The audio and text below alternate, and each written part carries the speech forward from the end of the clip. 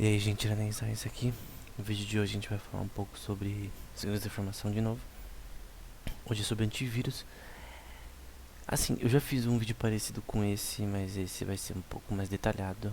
Até porque o vídeo que eu fiz sobre esse tema foi tanto tempo que nem já tá nas profundezas aí do canal já. Então, como antivírus usam inteligência artificial? A gente não vai falar só sobre isso, né, mas como antivírus funciona em geral. E no geral a gente vai ver que tem muita coisa usando inteligência artificial em detecção de malware, né, detecção de DDoS também, embora eu não vou citar isso hoje, mas no geral não é o suficiente ainda, né? A gente vai ver como funciona. Então, uma coisa importante, como que você aprende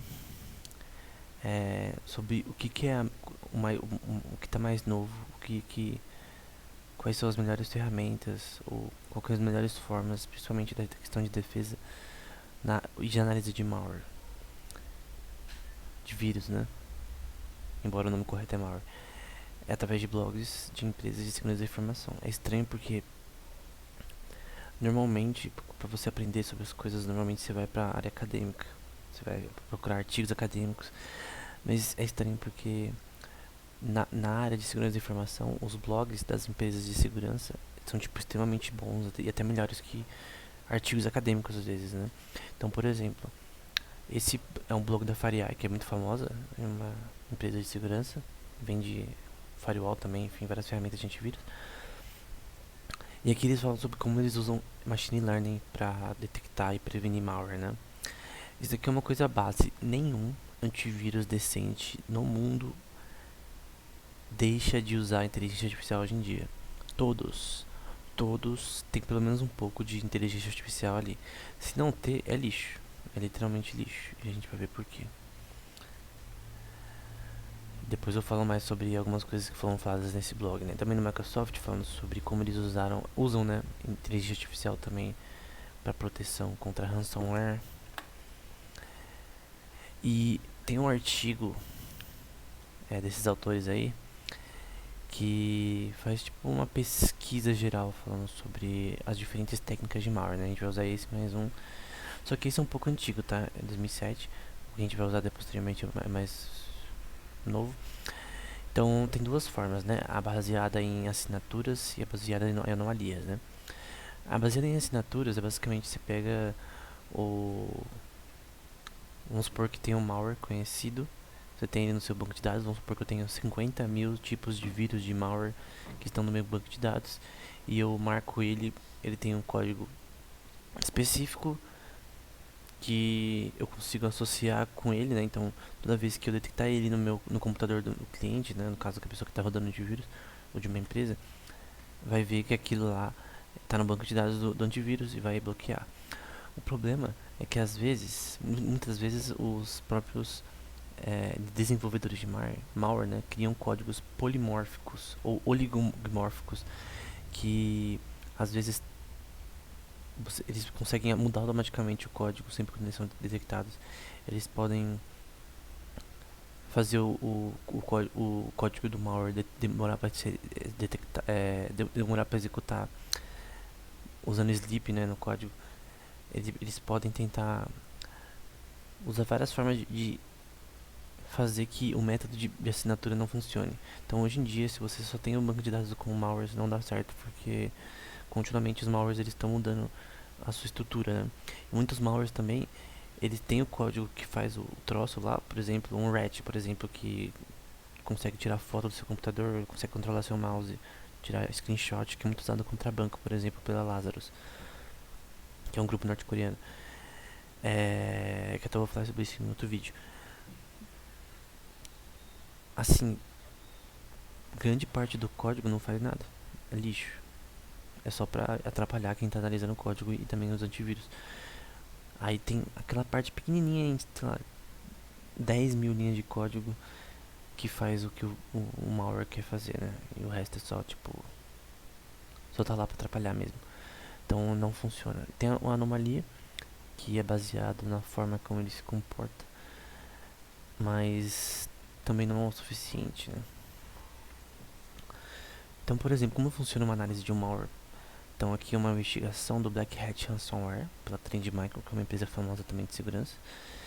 Então normalmente você tem que analisar, você tem que pegar como fala, usar ferramentas como Ghidra, como, esqueci o nome daquela mais famosa, enfim. São ferramentas de engenharia reversa, tem várias no mercado, normalmente são pagas. O Ghidra é gratuito, né? E são ferramentas para. Eu já até fiz no meu LinkedIn eu fiz um blog sobre só ferramentas de engenharia reversa, né? Como fazer engenharia reversa em jogos, por exemplo. Eu usei um exemplo. E nesse caso a gente está vendo um código em assembly.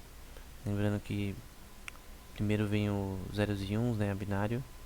Depois, se eu não me engano, é o código de máquina. E o mais próximo do código de máquina é o assembly, né? Do hexadecimal. Então essa linguagem mais primitiva que todas as outras linguagens usam, tecnicamente, o Python, o C, enfim, todas as linguagens Golang que você usa, no fundo elas são assembly. Elas, de certa forma, usam linguagem assembly para fazer as coisas que elas estão fazendo, né? Só que de uma forma mais simples, porque escrever tudo em assembly seria impossível. E quando você analisa um malware, você tem que ver em assembly mesmo. Você tem que analisar ele na sua estrutura mais primitiva para conseguir saber como ele funciona. E tem ferramentas para fazer isso.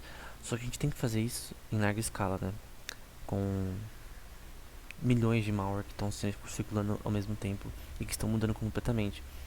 Então esse é o melhor artigo atual sobre o tema, que essa versão é de 2020, que é uma review, né? É uma survey também em várias técnicas de detecção de malware, né? E eles resumem as formas dos hackers evadirem os antivírus, né, de não serem detectadas por seis, né? Encriptação, tipo, tem várias formas de se encriptar. Por exemplo, quando você envia um malware por e-mail, a Lazarus, por exemplo, faz muito isso. E elas usavam, por exemplo, técnicas de encriptação que não são conhecidas. Em vez de usar, por exemplo, .rar, usava .lhz, por exemplo. Eu lembro que o Lazarus usou uma vez isso. Então, o próprio negócio de e-mail vai tentar detectar malware, porque o serviço de e-mail, por exemplo, do Hotmail já tem embutido detecção de malware. Mas às vezes está numa forma de encriptação, tipo, existem centenas de formas de encriptação. Aí tá .lhz, sei lá o que, enfim. Então às vezes usa uma forma de encriptação estranha.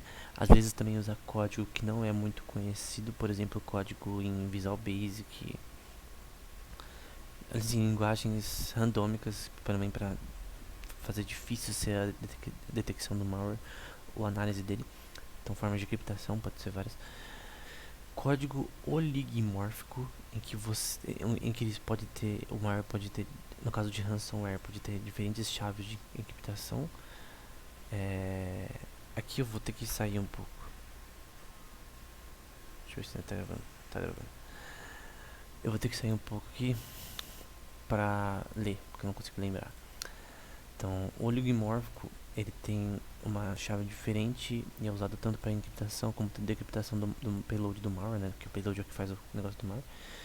O polimórfico, ele também usa a mesma coisa que o oligomórfico, só que ele tem várias cópias encriptadas do payload. O payload é o que faz o que o malware quer fazer. Enfim, de repente para debaixar o malware, enfim. Também polimórfico pode significar também código que se muda automaticamente. Que você consegue. O código tem a mesma função, mas você consegue mudar ele constantemente para tirar a detecção, né?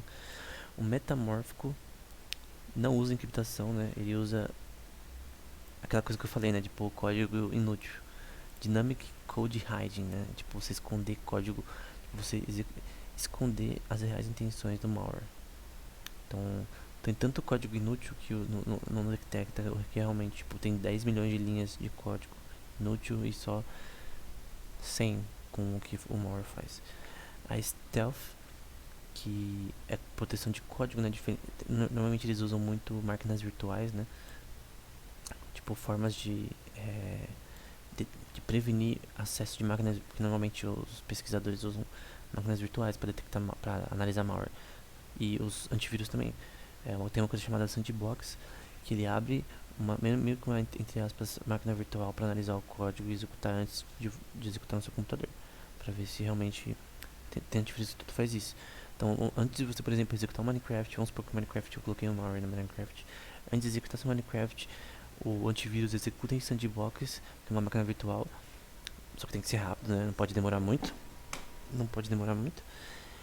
E aí, pra testar se tem malware ou não. E por último, packing. Eu já posso voltar pra aqui porque packing eu lembro de cor. O packing é interessante porque tem várias palestras sobre packing na Black Hat, na DEF CON, que são tipo conferências de hacking, né, sobre segurança de informação. O packing é uma forma de encriptação diferente, então tem os packers, que são basicamente formas de você aplica isso no seu executável e esse packing vai tipo obfuscar o código, vai ficar ilegível e você não vai conseguir saber o que o código faz. E aí normalmente pesquisadores até tem ferramentas pré-prontas já para você fazer unpacking, que é você tirar o packing, que é a encriptação do malware, né? Então muitas vezes para você analisar o malware, e até o antivírus também, ele vai ter que fazer o unpacking, né? Tirar essa encriptação diferente. Na questão de banco de dados, né? Tem alguns bancos de dados que o paper cita, como o Canadian Institute for Cybersecurity, né? Que é o NCLKDD, que é um banco de dados que tem malwares benignos e malignos, né? No caso, tem os malwares, porque você precisa tipo para você detectar malware usando inteligência artificial, você tem que ter o seu banco de dados que não tem malware e o que tem malware para o seu sistema aprender a reconhecer os dois, em qualquer caso, né, em casos novos. O Microsoft Malware Classification Challenge, né, que também é o mesmo esquema, é um banco de dados também para malwares, né. O Ember também, eles citam outros além desses, mas enfim. E tem o paper do Ember também relacionado. Então, no geral, tem diversos bancos de dados que você pode usar para você testar os seus algoritmos de inteligência artificial para detectar malware, né? E os modelos usados de detecção são vários. Tem os de assinaturas, como já falei, os de comportamento, baseado na forma como o malware se comporta. Heurístico, que meio que faz os dois ao mesmo tempo, um e o dois. O model checking, que provavelmente é mais checar o modelo do sistema do malware, o mobile e o IoT, que é um pouco diferente, é outro esquema, que no caso é para segurança nessas duas áreas, e o principal, que é o foco do vídeo, que é o Cloud-Based e o Deep Learning. O Cloud é muito importante porque ele é muito forte, e ferramentas com antivírus Cloud são mais potentes, que eu vou citar posteriormente, e é do Deep Learning, que é inteligência artificial na prática, né? Que é a 5.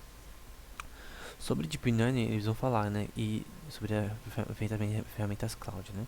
Porque normalmente alguém pode vir e pensar que só com inteligência artificial você já resolve o problema. Não. Nunca é 100% de chance de você detectar um malware. Nunca. Inteligência artificial nunca é 100% de acuracidade. O que você faz é tentar aumentar a acuracidade. Mas sempre vão ter falsos positivos, né? De detectar algo que não era malware na prática. No entanto, parte dos malwares não podem ser detectados por meio dessas abordagens, né? Isso mostra que para construir um método eficaz para detectar o malware é um desafio multitarefa e é uma enorme lacuna para preencher novos estudos e métodos, né? Então eles dizem que não adianta só usar Deep Learning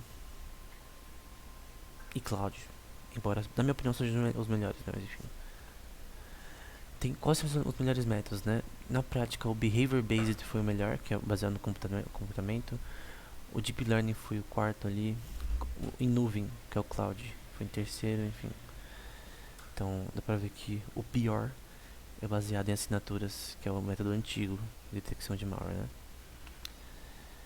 Dificuldades que é um próprio dataset, né? O Jeff Jones fala no post que eu postei anteriormente do Feriar, que é um verdadeiro desafio que enfrentamos foi criar um conjunto de amostras benignas. Para fazer isso, começamos a incluir amostras com procedência conhecida e confiável. Então pra eles não foi difícil pegar os malwares, né, que eles já tinham o banco de dados, mas fazer realmente os PEs, né, que são os Portable Executables, que são os arquivos executáveis que não tem malware. Esse foi mais difícil de fazer. Então você pega 10.000 executáveis com malware e os 10.000 executáveis sem malware, treina o algoritmo de IA para conhecer qual é qual, seja qual que você quiser, seja Carnation Neighbor ou Navy Base, né, não importa, qualquer algoritmo. Aqui a Microsoft vai dizer que a proteção deles é adaptável, no entanto pode detectar rastros de atividades invasores sob inteligência artificial, né, que ocorrem antes da criptografia real dos arquivos. Esses dados são coletados por nosso algoritmo de machine learning e usados como evidência para avaliar o risco, né? Então eles usam, no caso da Microsoft, no caso, provavelmente esse daqui é mais para defesa de e-mail também, ransomware. Então eles analisam os códigos novos de malware, né? Códigos, por exemplo, o cara acabou de criar o código, testou no vírus total para ver se era evadia bem os antivírus. Só que esse algoritmo ele consegue aprender a detectar novos malwares, né? Tem a diferença de antivírus HTTP e cloud e os convencionais, né? Obviamente o antivírus que você tem no seu celular, no seu computador, ele é lixo comparado ao HTTP, que são para empresas, né? Que é o Advanced Threat Persistent, Advanced Threat Protection, né? Então os antivírus HTTP são os melhores. Tipo, e tem vários tipos de antivírus HTTP. O IBM Curator with Watson também é uma boa ferramenta para segurança, que é boa para detecção de malware. O THF da Grupo IB, que também é bom para detectar ataques em larga escala e é o melhor na minha opinião. Tem o Atmosphere para detectar malware em e-mail, né? Então, com sandboxing, né? Então eles analisam o seu e-mail antes de ele, como fala, antes de você abrir e-mail ele já analisa para ver se tem malware ou não. Então isso daqui é bem importante.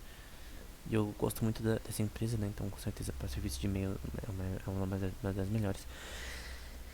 Em resumo, é usado sim diversas técnicas de inteligência artificial na área de segurança, na área de detecção de malware. Eu conheci inteligência artificial, na verdade, através disso, de artigos que eu li há uns anos atrás sobre esse tema na área de segurança da informação, né? Que tipo todos os artigos possíveis e inimagináveis eram só sobre inteligência artificial. Então, segurança da informação e inteligência artificial são áreas correlatas hoje em dia no ponto acadêmico. Para detecção de malware, né? Para detecção de DDoS. Mas no geral tem diversas formas diferentes de detectar malware.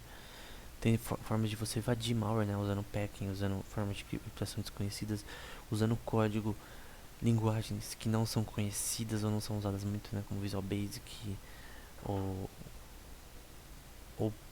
sei lá, Golang até que é conhecida, né? Mas enfim, usar formas de stealth, né? De você esconder as reais intenções do seu código, do seu payload. Que normalmente o malware tem vários estágios, né?